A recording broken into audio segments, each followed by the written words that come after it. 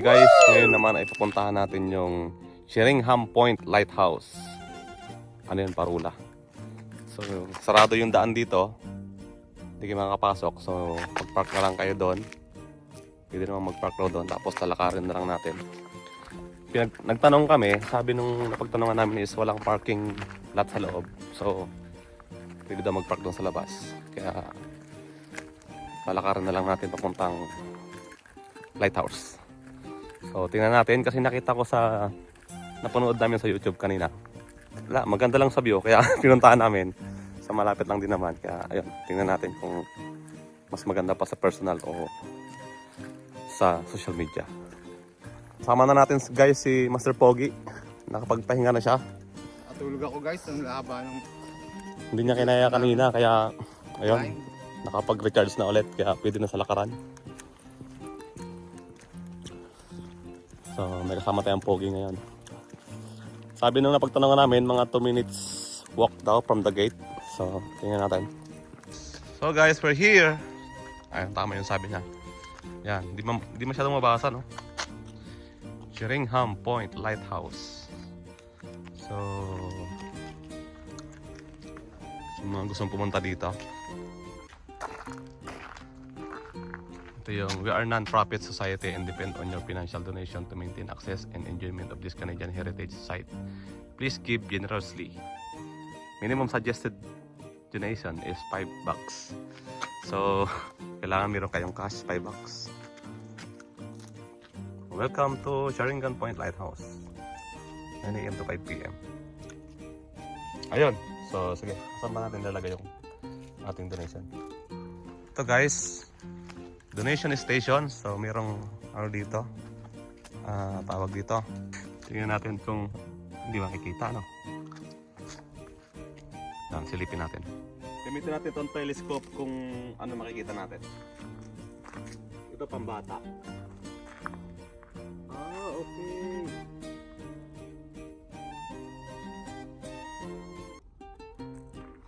Pambata. Ito yung, siyempre pang adult.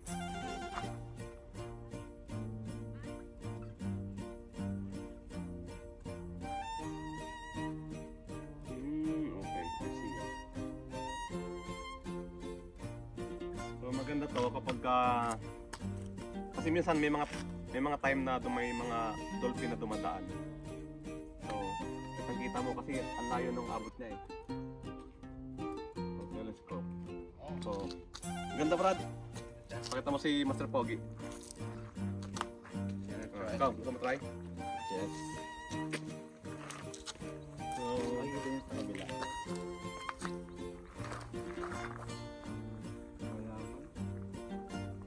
so tough to give daw. Ano ko pwede ka? Walang adjustment ba? Sino mo?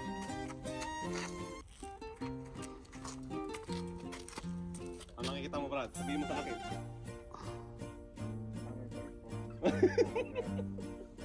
Malayo yung abot niya, no? Malayo din yung abot niya. Barko, yun na. Pag may mga dumadaang dolphin, guys, malinaw na malinaw sa paningin nyo kasi naka-zoom talaga siya. Times na yata yung times 32.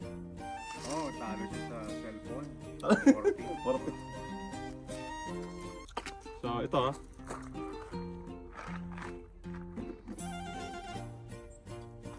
So, try natin. Magbigay tayo ng $5. Oh, malapit na Brad.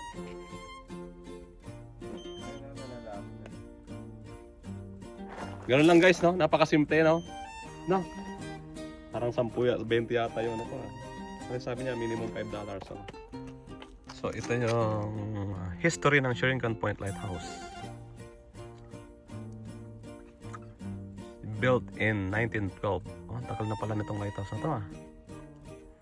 So, tingnan natin dun sa baba.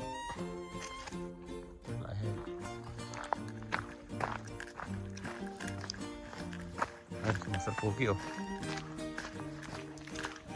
Ah, Brad, parang naliligaw ka Brad ah. Saan yung papunta rito, sir? Papunta Langford. Langford. Dito o doon? Ah, doon, lalangwin mo. Ayan guys, yung lighthouse guys oh. Ayun, lapitan natin, picture tayo dyan. Yung mga tumatambay doon oh.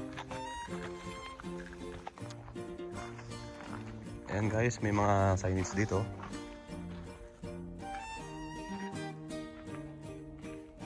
Mga history ng lighthouse. Ayan o. So, yun. So, ito yung mga pwede mo makita. Di ba? May chance ka, may whale, may dolphin, sea lion of course. Yung mga wildlife visitor natin. Oh. So, ayan. Tingnan natin sa lighthouse kung papicture tayo doon.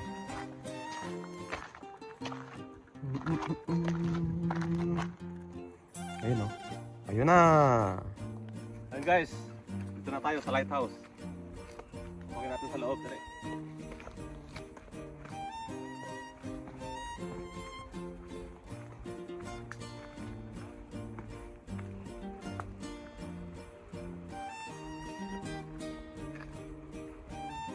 Wala masyadong tao. Alam ko ba yung mga tao dito hindi mahilig sa ano, no? Hindi mahilig sa gantong pasyalan.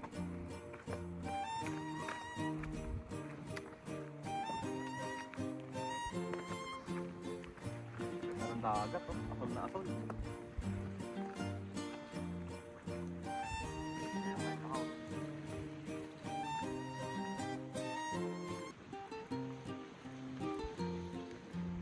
Guys, welcome to Sheringham Point Lighthouse.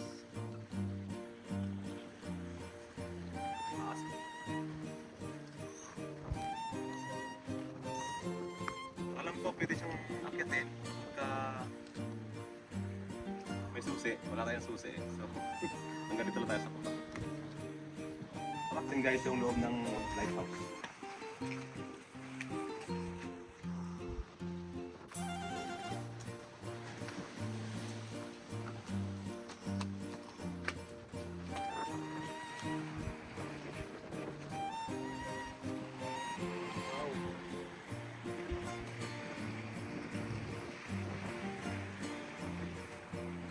Ano, may mga namimingwit. Napaka-peaceful lang ng ano, napaka-peaceful lang. Nakakamiss yung dagat, no? Tingnan nyo. Sabi nung tao kanina, kapag swerte ka, minsan may makakita ka ng mga balyena, ng mga dolphin dito.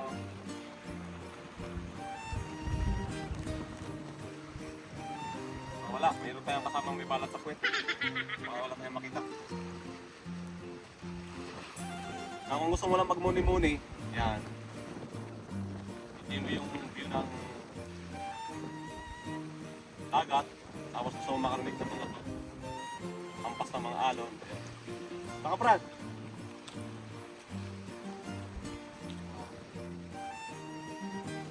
Ano? Ano masabi ko?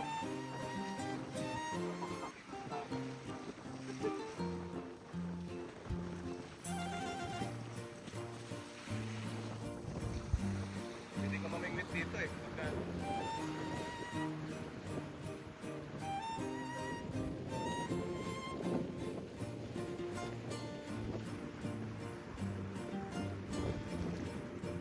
Kung gusto mo ba gano'n, siguro yan. Okay, mga namimingwit.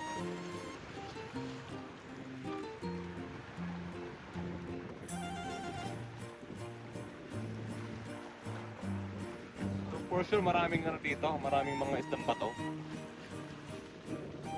Marami yan kasi wala masyado ng huli ng dito ng isda.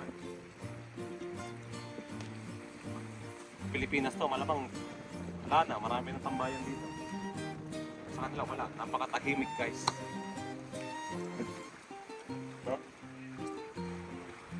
Parang lake lang siya, no? Dito.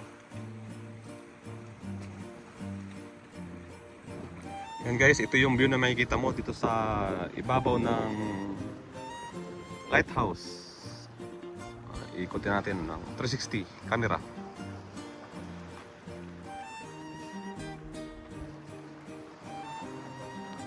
Ang tabi ka dyan Brad, papapangit yung view. Ayan o. Siguro may mga nahuli na tong bangka na to. Ayun, oh. Maraming isda dito.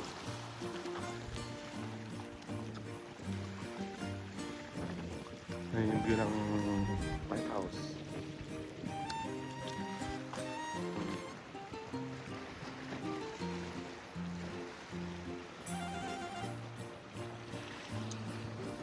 Ayan guys, kung gusto mo magmuni-muni, ayan, enjoy mo yung tunog ng alon.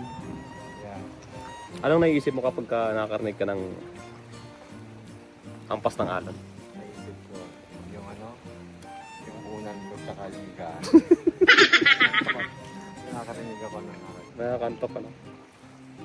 Sarap, nakaka-relax yung ano, ampas niya ng tubig. Guys, kung makikita nyo yung kabilang bundok na yan, ano na yan? US na yan. Boundary ng US.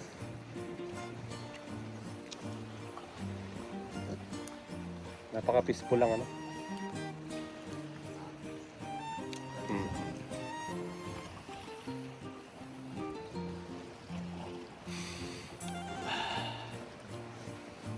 Para tayo nakauwi ng ano, probinsya.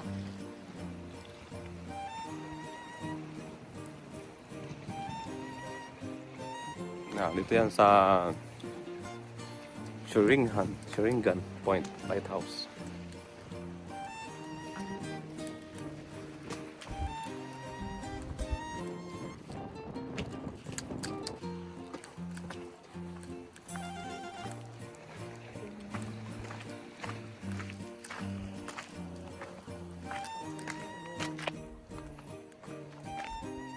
Ganda ng view.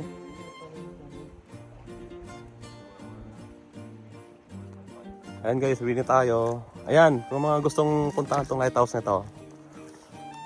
Ayan, search nyo lang, Sheringham Point Lighthouse.